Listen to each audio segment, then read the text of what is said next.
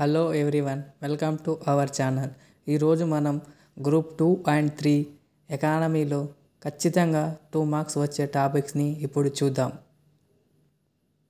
బడ్జెట్కి సంబంధించి మనకు ఏ రంగానికి ఎంత కేటాయించిన అనేది కంపల్సరీగా క్వశ్చన్ వస్తుంది. సో ఇప్పుడు అది చూద్దాం. ఫస్ట్ రక్షణ రంగం 4.91 lakhs crores. సెకండ్ వన్ గ్రామీణ అభివృద్ధి 2.66. థర్డ్ వన్ హోంశాఖ 2.33. ఫోర్త్ వన్ వ్యవసాయం 1.71. ఫిఫ్త్ విద్య 1.28. సిక్స్త్ వైద్యం 0.98.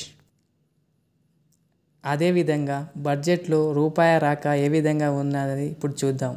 ఫస్ట్ వన్ అప్పులు 24%. Second one income tax 22%. Third one GST 18%. Fourth one corporation tax 17%. Fifth one land tax 9%. Sixth one union exercises 5%. Seventh one non debit Capitals 1%. Total 100% రూపాయి రాక.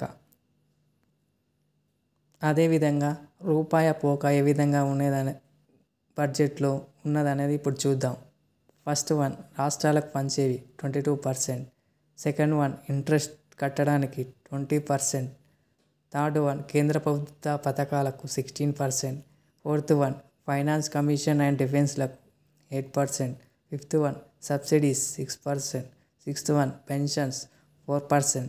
Total 100%. ఈ విధంగా రూపాయి పోక అనేది బడ్జెట్లో ఉన్నది.